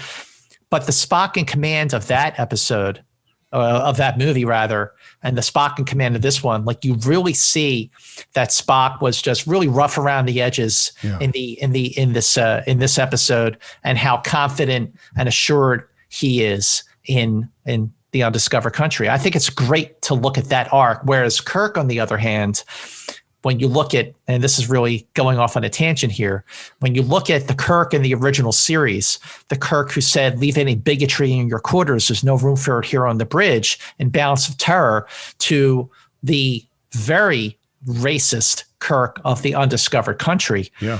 The trajectories of their arcs are fascinating, no pun intended, to observe. Yeah, agreed.